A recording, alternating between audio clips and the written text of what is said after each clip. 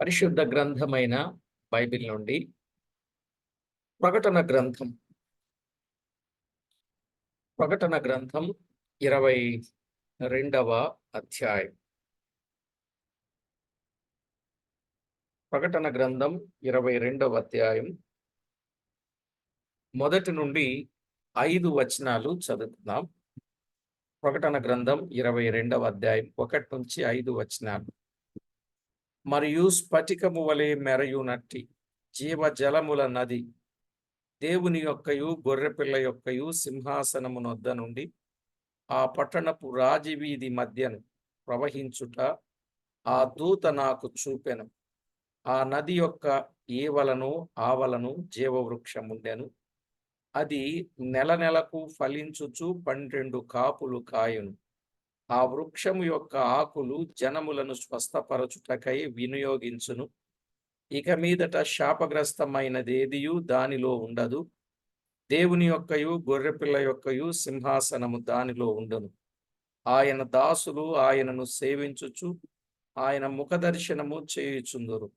ఆయన నామము వారి నొసళ్ళయందుండును. రాత్రి ఇక నెన్నడూ ఉండదు. దీపకాంతి అయినను సూర్యకాంతి అయినను వారికి అక్కరలేదు. దేవుడైన ప్రభువే వారి మీద ప్రకాశించును. వారు యుగయుగములు రాజ్యము చేయుదురు.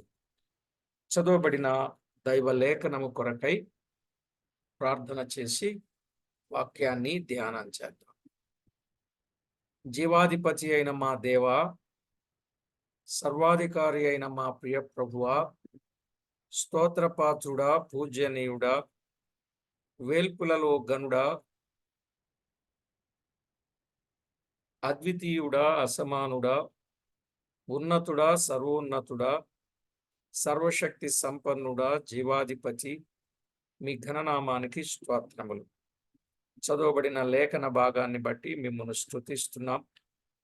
మా ప్రభువా, మీ మహిమార్థమై గ్రంథములు వ్రాయించిన సంగతులు ప్రకటన గ్రంథం ఆఖరు అధ్యాయంలో మీ వాక్యాన్ని ధ్యానము చేయన ఇంటుండగా మాకు అవసరమైన మీ మాటలు తేటగా అందించి మీరే మహిమ పొందుతారని, తోడై ఉంటారని కోరుచు మా ప్రభు అయిన యేసు క్రీస్తు అమూల్యమైన నామమున స్తోత్రము చెల్లించి ప్రార్థించి వినీలమై వేడుచూ ఉన్నాం మా పరమ తండ్రి, ఆమేన్.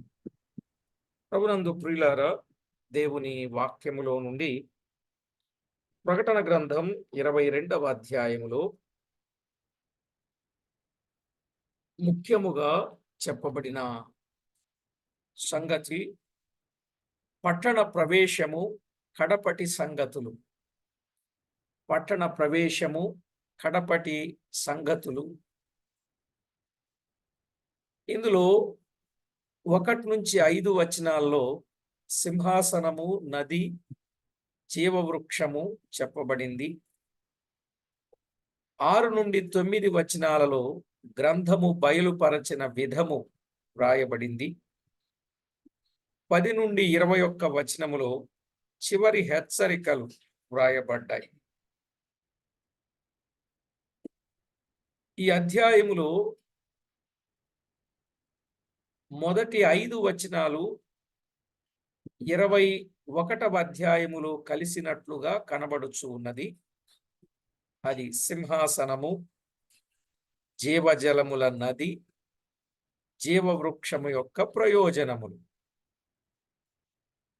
సింహాసనము, జీవజలముల నది, జీవవృక్షము యొక్క ప్రయోజనములు. అలాగే పట్టణములు ప్రవేశించువారు. గ్రంథము యొక్క విశేషత, ప్రభు రాకడ యొక్క విశేషత వ్రాయబడి ఉన్నది. ఈ అధ్యాయములో పట్టణములో ప్రవేశించువారు, గ్రంథము యొక్క విశేషత, ప్రభు రాకడ యొక్క విశేషత వ్రాయబడి ఉన్నది. మన ధ్యానం కొరకై 21వ అధ్యాయములో 6 నూతనమైన విషయములను గూర్చి ధ్యానించాం. 6 నూతనమైన విషయములు. మళ్ళా చెప్తాను, ఆ 6 ఏంటి అనేది,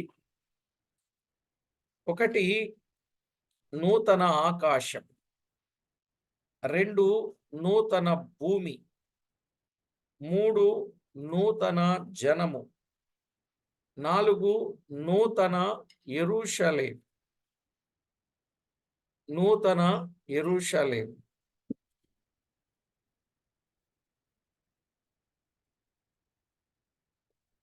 5 నూతన దేవాలయం, 6 నూతన వెలుగు. గుర్తుందండి?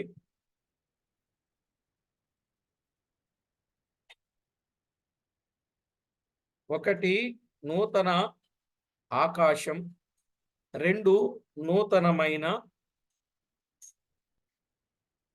భూమి, 3 నూతన జనము, 4 నూతన యెరూషలేము, 5 నూతన దేవాలయం, 6 నూతన వెలుగు. ఇప్పుడు ఇక్కడ నూతన సింహాసనం, 7వదిగా నూతన సింహాసనం. 7 నూతనములను గూర్చిన విషయాలు 21, 22 అధ్యాయాల్లో మనము చూడొచ్చు. 21 అధ్యాయములో 6 నూతనమైన విషయాలు విన్నాం. ఇప్పుడు 22వ అధ్యాయములో నూతన సింహాసనం. ఇది సింహాసనం, దేవుని యొక్కయు గొర్రెపిల్ల యొక్కయు సింహాసనం. ఇక్కడ మీరు 1 నుండి 3 వచనాలలో మనము చదివితే, సింహాసనం, దేవుని యొక్కయు గొర్రెపిల్ల యొక్కయు సింహాసనం. ఇది తండ్రి కుమారుల ఏకత్వమును సూచించుచూ ఉన్నది. దేవుని యొక్క గొర్రెపిల్ల యొక్క సింహాసనం తండ్రి కుమారుల ఏకత్వమును సూచించుచున్నది. ఇది ఆ పరిశుద్ధ పట్టణములో శాశ్వత పరిపాలనను, దైవ పరిపాలనను చూపుచూ ఉన్నది. అర్థమైందండి? పరిశుద్ధ పట్టణములో శాశ్వత పరిపాలనను, దైవ పరిపాలనను చూపుచూ ఉన్నది. అపవాది వాని దుష్ట శక్తులు అగ్నిగుండమునకు, గొర్రెపిల్ల యొక్కయు పరిపాలనలో ఈయన ప్రజలందరూ ఉందురు. అపవాది వాని దుష్ట శక్తులు ఎక్కడికి? అగ్నిగుండానికి వెళ్ళారు. మరి గొర్రెపిల్ల యొక్క పరిపాలనలో ఆయన ప్రజలందరూ ఉంటారు. అయితే ఇక్కడ మనము చదువుతున్నప్పుడు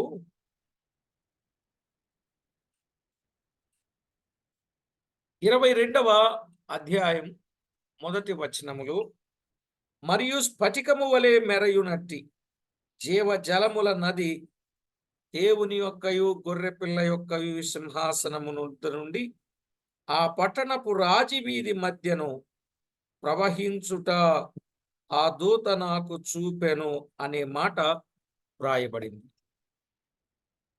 ఆదికాండములో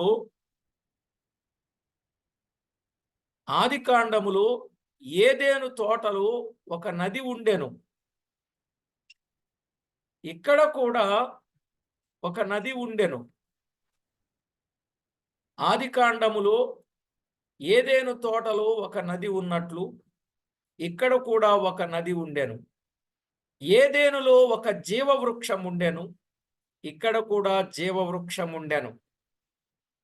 అది భూలోక పరదైసు, ఇది పరలోక పరదైసు. ఏదైననేది భూలోక పరదైసు, ఇది పరలోక పరదైసు. ఏదెను అనేది అపరిపూర్ణమైనది, ఇది పరిపూర్ణమైనది. ఏదెనులో పాపము ప్రవేశించింది. ఇక్కడ పాపము గాని సాతాను గాని ప్రవేశించుటకు వీలు లేదు. అర్థమైందండి? ఆదికాండములోని ఏదెనుకు, ప్రకటన గ్రంథములో మనము చదివిన ఈ భాగమునకు కొన్ని వ్యత్యాసాలు కలవు. ఏదెనులో ఉన్నది జీవజలముల నది కాదు, ఒక నది కలదు అన్నాడు అక్కడ. అది సింహాసనము యొద్ద నుండి ప్రవహించినట్టుగా కూడా లేదు, ఇది మాత్రం జీవజల నది అన్నాడు. సింహాసనం నొద్ద నుండి ప్రవహించుచున్నది అన్నాడు. ఇది మామూలు నది కాదు. పరలోకములో మామూలు జలము అక్కర్లేదు. ఎందుకనగా అక్కడున్న వారికి ఆకలి దప్పులు లేవు అన్నాడు. 7వ అధ్యాయం 16వ వచనంలో అక్కడున్న వారికి ఆకలి దప్పులు లేవు. మామూలు జలము జీవజలమని చెప్పబడలేదు. మామూలు జలము జీవజలమని చెప్పబడలే. కానీ కొంతమంది ఇక్కడ జీవజలం అనేవాళ్ళు ఉన్నారు, శుద్ధ జలం అనేవాళ్ళు ఉన్నారు. వాటర్ని తీసుకొని అది ఎంత రాంగ్ అంటే అంత రాంగ్. భూమి మీద మామూలు జలమే, అక్కడ జీవజలం.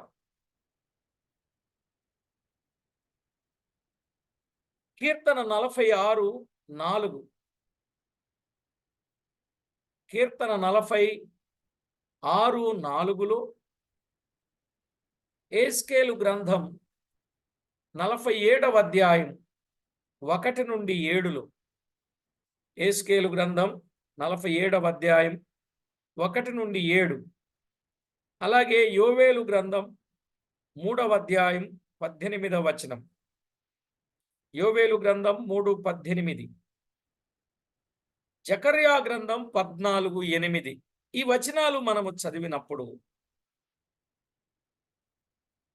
ఈ భాగాలలో అలంకార భాషగా చెప్పబడెను, ఒక అలంకార భాషగా చెప్పబడినట్లుగా చూస్తాం.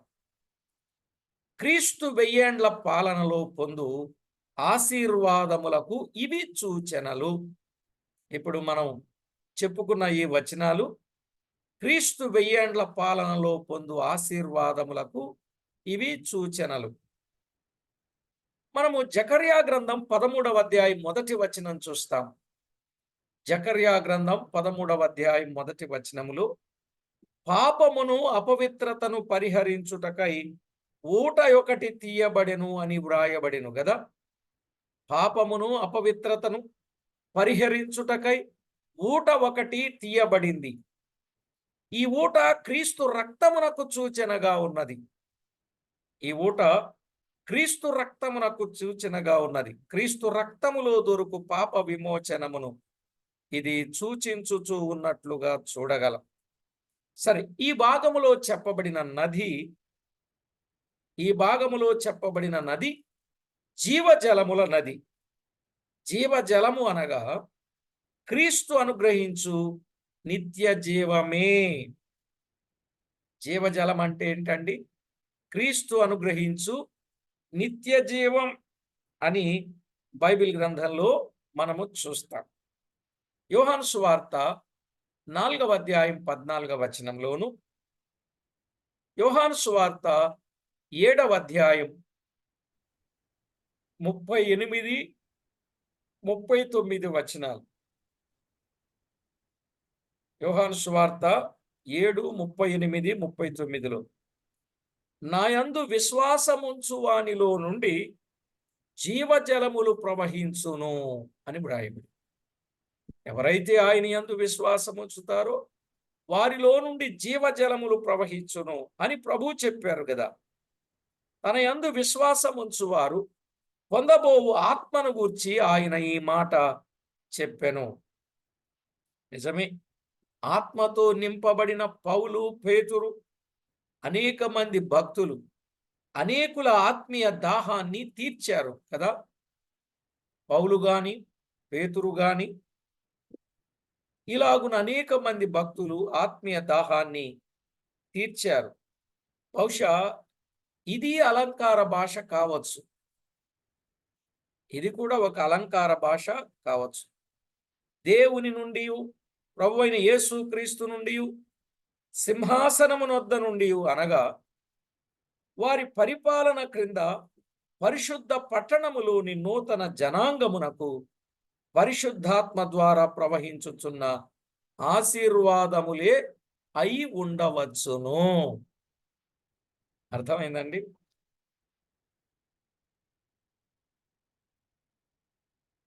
దేవుని నుండి, ప్రభు అయిన యేసుక్రీస్తు నుండి, సింహాసనం వద్ద నుండి అనగా వారి పరిపాలన క్రింద పరిశుద్ధ పట్టణములోని నూతన జనాంగమునకు పరిశుద్ధాత్మ ద్వారా ప్రవహించుచున్న ఆశీర్వాదములే అయి ఉండవచ్చు.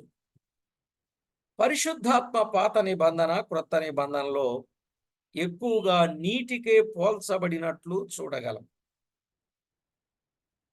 పాత నిబంధనలో గాని, క్రొత్త నిబంధనలో గాని పరిశుద్ధాత్మ ఎక్కువగా నీటికే పోల్చబడినట్లు చూస్తాం. యోహాను సువార్త 44వ అధ్యాయం 3-4 వచనాలు. యోహాను సువార్త యెషయా గ్రంథం 44వ అధ్యాయం 3-4 వచనాలు. అలాగే యోహాను సువార్త 3:24. యెషయా గ్రంథం 44:3-4 వచనం కూడా చూడొచ్చు. అలాగే యోహాను సువార్త 3వ అధ్యాయం 34వ వచనం. కొలత లేకుండా ఆత్మను అనుగ్రహించును అని కూడా చెప్పాడు. కొలత లేకుండా ఆత్మను అనుగ్రహిస్తాడు. అపోస్తల కార్యాలు 2:33, తీతు పత్రిక 3:6-7. అపోస్తల కార్యాలు 2:33, తీతు 3:6-7. ఈ దినాలలో తండ్రి యొద్దకు కుమారుని ద్వారా పరిశుద్ధాత్మ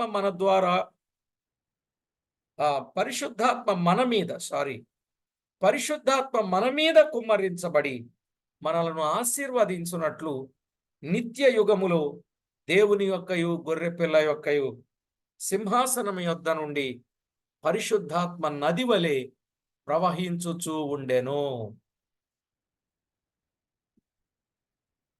అయి ఉండొచ్చు. అట్లా కాబోలు అని కూడా మనం చెప్పవచ్చు. ఎట్లా? ఈ దినములలో తండ్రి యొద్దకు కుమారుని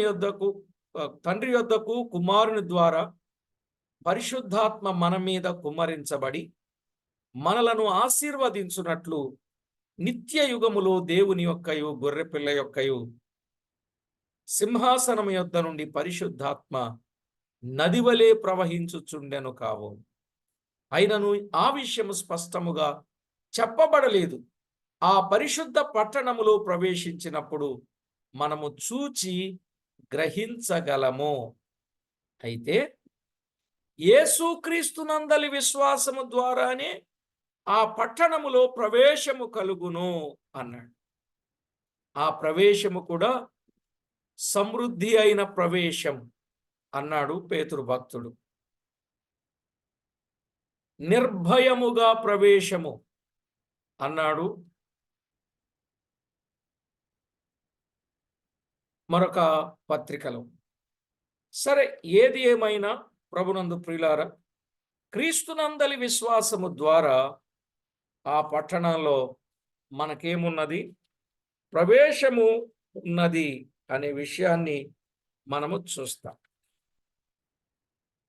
ఒకటి జీవజలముల నది కదా, ఆ సింహాసనము వద్ద నుండి ఒకటి జీవజలముల నది ప్రవహించుచూ ఉన్నట్లు చూస్తాం. ఇక రెండవది జీవవృక్షం.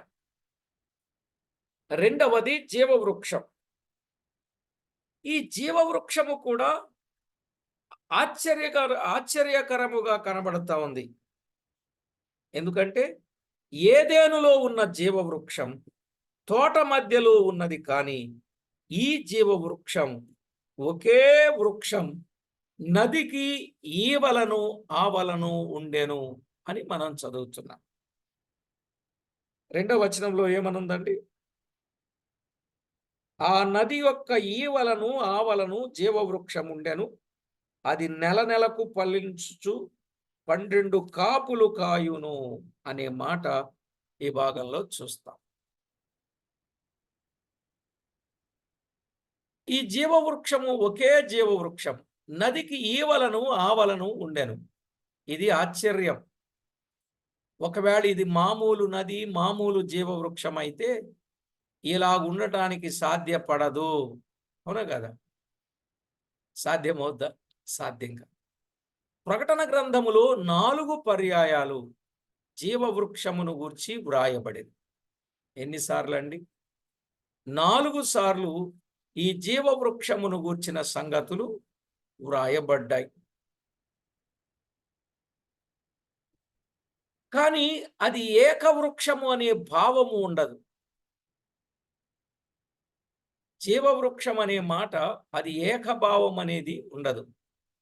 చూడండి, 2వ అధ్యాయం 7వ వచనంలో ఒకసారి, ప్రకటన గ్రంథం 2వ అధ్యాయం 7వ వచనంలో, అలాగే 22వ అధ్యాయం 2వ వచనంలో, 22వ అధ్యాయం 14వ వచనంలో, 22వ అధ్యాయం 19వ వచనం, 2వ అధ్యాయం 7వ వచనం, 22వ అధ్యాయం 2వ వచనం, 14వ వచనం, 19వ వచనం.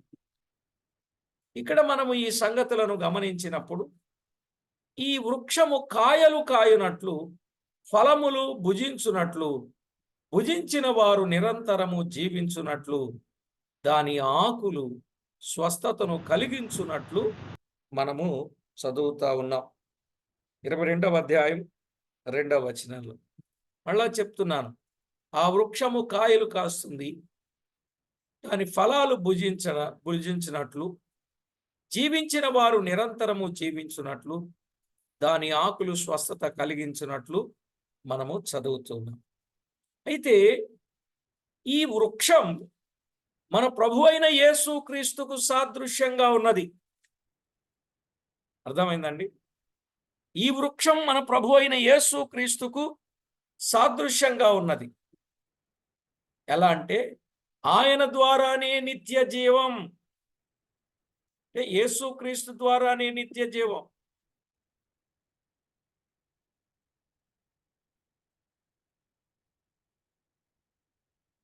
కొన్ని విషయాలు మనం ఆలోచన చేసినట్లయితే మనకు తప్పనిసరిగా అర్థమయ్యే సత్యం. యేసుక్రీస్తు ద్వారానే మనకు నిత్య జీవం. ఎన్నో పాటలు కూడా వచ్చాయి అనుకోండి. యేసుక్రీస్తు ద్వారా మనకు నిత్య జీవం అనే మాట మనము చూస్తాం. యోహాను సువార్త 4వ అధ్యాయం 14వ వచనం, నేనిచ్చు నీళ్లు త్రాగువాడిప్పుడును దప్పికొనడు, నేను వానికిచ్చు నీళ్లు నిత్య జీవమునకై వానిలో ఊరెడు నీటి బుగ్గగా ఉండునని ఆమెతో చెప్పాడు. తరువాత మాట 6వ అధ్యాయం యోహాను సువార్త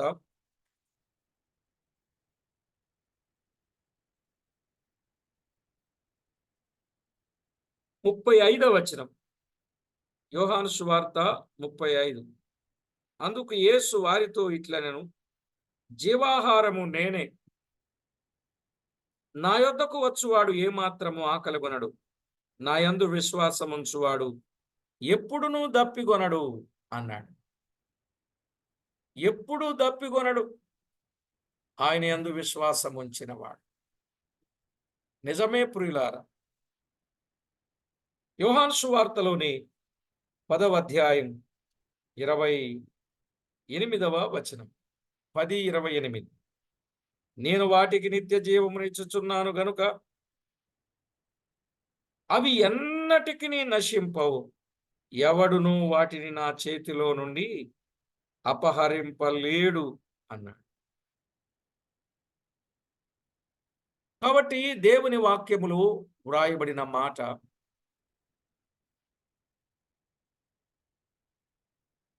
ఆయన ద్వారానే నిత్య జీవం, ఆయన ద్వారానే స్వస్థత అనే మాట కూడా చూస్తున్నాం. ప్రకటన గ్రంథంలో మనం చదువుకున్నాం, యేసు ప్రభు ద్వారా మనకు స్వస్థత. నిజమే ప్రియులారా. దేవుని వాక్యములో వ్రాయబడిన మాట యెషయా గ్రంథం 33వ అధ్యాయం 5వ వచనం. ఆయన పొందిన దెబ్బల ద్వారా మనకు స్వస్థత.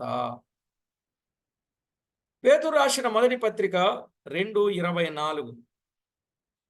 పేతురు రాసిన మొదటి పత్రిక 2వ అధ్యాయం 24వ వచనంలో కూడా ఆ మాట చాలా స్పష్టంగా వ్రాయబడినట్లుగా మనము చూడగలం.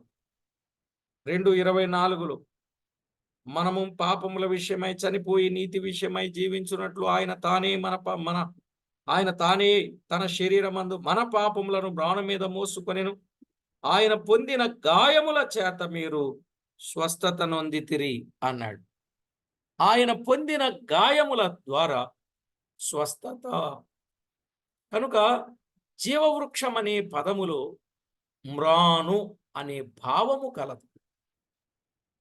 జీవవృక్షము అనే పదములో మ్రాను అనే భావము కలదు. గ్రీకు భాషలో యేసుక్రీస్తు మ్రానుకే పోల్చబడినట్లుగా చూస్తాం. మ్రానుకే పోల్చబడ్డాడు. లూకా సువార్త 23వ అధ్యాయం 31వ వచనం. లూకా సువార్త 23వ అధ్యాయం 31వ వచనం ప్రకారంగా పచ్చిమ్రాను క్రీస్తే ఆయనను మ్రానున వేలాడదీయబడ్డాడు. గలతీ పత్రిక 3వ అధ్యాయం 14వ వచనం. పేతురు రాసిన మొదటి పత్రిక 2:24వ వచనం. సరే, ఈ భాగాలను బట్టి మనము చూస్తే ఆ జీవవృక్షము మన ప్రభు అయిన యేసుక్రీస్తే. అయితే నదికి ఆవలను జీవవృక్షం ఉండేనని చూస్తుంది. ఏవల ఉన్నది, ఆవల ఉన్నది. ఈ వృక్షము యొక్క ఆకులు జనములను స్వస్థపరచుటకై వినియోగింపబడెను. జనములను స్వస్థపరచడానికి ఈ ఆకులు వినియోగించబడినట్లుగా మనము చూస్తున్నాం. నిజమే, దీర్ఘకాలము నుండి వ్యాధితో, బాధతో, చీకుతో, చింతతో, నిట్టూర్పుతో బ్రతుకుచున్న వారికి గొప్ప ఊరటనిచ్చే అమూల్యమైన విషయాలు మనం అర్థం చేసుకోవచ్చు. ప్రియులారా, నదికి ఆవలను జీవవృక్షముండెను. అది నెలకు ఫలించుచు 12 కాపులు కాయును. అది నెల ఫలిస్తుంది. అది 12 కాపులు కాస్తుంది. ఈ వృక్షము యొక్క ఆకులు జనములను స్వస్థపరచుటకై వినియోగించును. అర్థమైందండి? ఈ వృక్షము యొక్క ఆకులు జనములను స్వస్థపరచుటకై వినియోగించునని 2వ వచనంలో వ్రాయబడింది. నిత్య యుగములో మహిమ దేహములో ఉన్న వారికి వ్యాధులు ఉండవు. అర్థమైందండి? నిత్య యుగములో మహిమ దేహములో ఉన్న వారికి వ్యాధులు ఉండవు. యెషయా గ్రంథం 33వ అధ్యాయం 24వ వచనం. యెషయా గ్రంథం 33:24. ఇది 1000 ఏండ్ల పాలనలో జరుగు కార్యమును గూర్చినదై ఉండవచ్చు. 1000 ఏండ్ల పాలనలో జరుగు కార్యమును గూర్చి ఉండొచ్చు. నిత్య యుగములో రోగాలుండవు. అలాగైతే స్వస్థత దేనికి అనే ప్రశ్న మీకు రావచ్చు. నిత్య యుగములో రోగములు ఉండవు. మరి స్వస్థత దేనికి అనేవాళ్ళు ఉంటారు కదా. అయితే ఇప్పుడు మనం అందులో ఆలోచన చేస్తే 1000 ఏండ్ల పాలన ముగించిన తర్వాత సాతాను అనేకులను ప్రేరేపించి కడపటి యుద్ధమును జరిగిస్తాడు. అర్థమవుతుందండి? 1000 ఏండ్ల పాలన ముగించిన పిదప సాతాను అనేకులను ప్రేరేపించి కడపటి యుద్ధము జరిగిస్తాడు. 20వ అధ్యాయం 7-9 వచనాలు.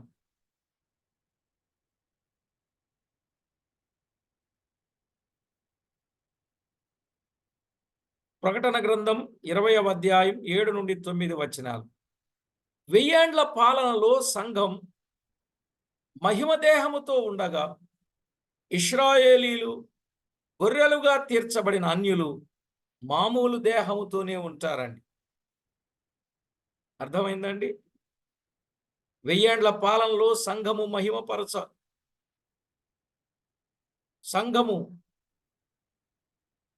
మహిమ దేహముతో ఉండగా ఇశ్రాయేలీలు గొర్రెలుగా తీర్చబడిన అన్యులు మామూలు దేహముతోనే ఉందురు. ఎవరు? గొర్రెలుగా తీర్చబడిన అన్యులు మామూలు దేహముతోనే ఉంటారు. దేవునితో ఉందురు. ఆ కడపటి యుద్ధములో వారికి కొంత అస్వస్థత కలుగగా ఆ వృక్షపు ఆకుల ద్వారా స్వస్థత కలుగును. అటు తర్వాత పట్టణములో ప్రవేశిస్తారు. అక్కడ వారు శాశ్వతముగా ఉంటారు అని దైవ గ్రంథములో వ్రాయబడినట్లుగా చూస్తాం. 22వ అధ్యాయం 3వ వచనం.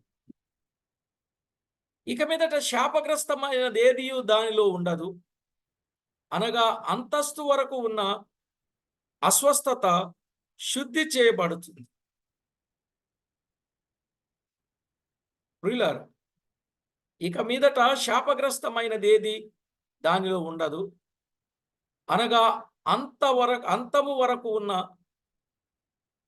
అస్వస్థత శుద్ధి చేయబడుతుంది. ఇక బి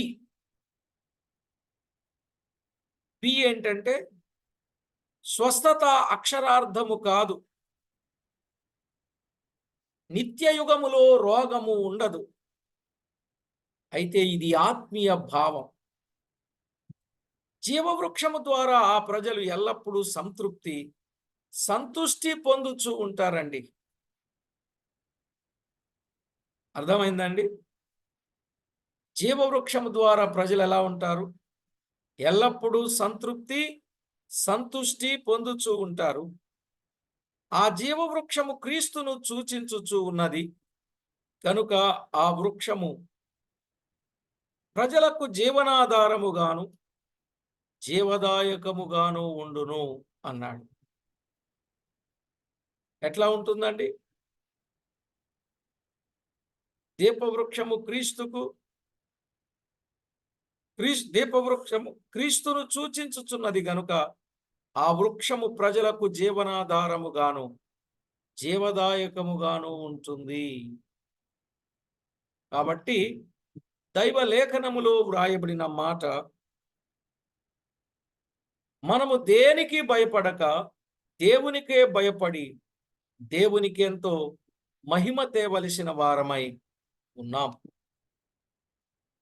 ఇక సి అనేదేమి లేకపోయినా ఈ పట్టణములో లేనివి 7, ఈ పట్టణములో ఉండునవి 7. ఈ పట్టణములో ఉండునవి 7, ఈ పట్టణములో లేనివి 7. వాటిని గూర్చిన వివరాలు తరువాత వర్తమానంలో చెప్పుకుందాం. ఏది ఏమైనా ప్రియులారా, మనం ఆలోచన చేసినప్పుడు జీవవృక్షమును గూర్చిన సంగతి చాలా తేటగా స్పష్టంగా మనకు అర్థమవుతుంది. కనుక ప్రతి ఒక్కరు కూడా ప్రభువుతో అంటుకట్టబడిన అనుభవము కలిగి, ప్రభువు కొరకు ఫలించే అనుభవము కలిగి, ఈ లోకములో ఎన్ని పాట్లు ఎన్ని పోట్లు ఎలాంటి వ్యతిరేకత మనమున్నప్పటికీ, మన కంటికి కనిపించనంత దూరములో ఉన్న యెరూషలేము పట్టణానికి, పరిశుద్ధ పట్టణానికి మనమందరం సిద్ధపడవలసిన వారమై, ప్రభువే వస్తే, ఈ లోకాన్నే విడిస్తే, ప్రభువుతో ఉండగలిగిన భక్తి జీవితాన్ని ప్రతి ఒక్కరూ చేయవలసిన ఆవశ్యకత ఎంతైనా ఉంది. కాబట్టి ప్రభునందు ప్రియులారా, దైవ లేఖనములో వ్రాయబడినట్లు మనము రెండే రెండు విషయాలు, జీవజలముల నదిని గూర్చి, జీవ వృక్షమును గూర్చిన సంగతి మనం విన్నాం. కాబట్టి ప్రతివారు ప్రభుతో ఉండగలిగే సిద్ధపాటు కలిగి ప్రభు నామానికి మహిమ ఆపాదించాలని ప్రభు పక్షంగా ప్రేమతో మనవి చేస్తూ ప్రార్థన చేసుకుంటాం. కరుణా సంపన్నుడు అయిన మా దేవ, మీ ఘననామానికి స్తోత్రము చెల్లిస్తున్నాం. మా ఎదుటికి తెచ్చిన గొప్ప సత్యాన్ని బట్టి మీకు స్తోత్రములు. మా ప్రభువా, అన్ని విషయాలలో మీ పిల్లలమైన మమ్మను జ్ఞాపకం చేసుకొని, మమ్మను మీరు విడువక ఎడబాయక కృప చూపుచు, అన్ని విషయాల్లో మా ప్రభువా, మాకు మీరు తోడై ఉండి మమ్మను మీరు నడిపించుచు ఉన్నారు. నూతనమైన యెరూషలేము పట్టణం, పరిశుద్ధ పట్టణం మా ప్రభువా, ఆ పట్టణం యొక్క ప్రవేశం ఎంత గొప్పదో. కొందరున్నారు, వారు ప్రవేశించరు, ప్రవేశించు వారిని ప్రవేశింపనీయరు. కానీ మీరైతే మమ్మను ఎంతో ఎక్కువగా ప్రేమించి, మా జీవితాలు గొర్రెపిల్లయే దేవాలయమునకు దీపమై ఉండగా, ఆ ఆలయములో సంచరించి సంతోషించి సమృద్ధి కలిగిన వారమై, సంతృష్టి కలిగిన వారమై, మీకు మహిమకరమైన వారముగా జీవించున్నట్లు మీ కృపనిచ్చినందుకై స్తోత్రము చెల్లిస్తూ, మా ప్రభువు మా రక్షకుడైన యేసుక్రీస్తు అమూల్యమైన నామమున స్తుతించి ప్రార్థించి వినయులమై వేడుచూ ఉన్నాం మా పరమ తండ్రి. ఆమేన్. ప్రభునందు ప్రియులారా, జీవము గల దేవుని వాక్యములో వ్రాయబడిన వాస్తవిక సత్యాన్ని తేటగా మనము అర్థం చేసుకొని, జీవజల నది, జీవ వృక్షమును గూర్చిన సంగతులను విన్నాం. మిగిలిన సంగతులు తర్వాత వర్తమానంలో మనం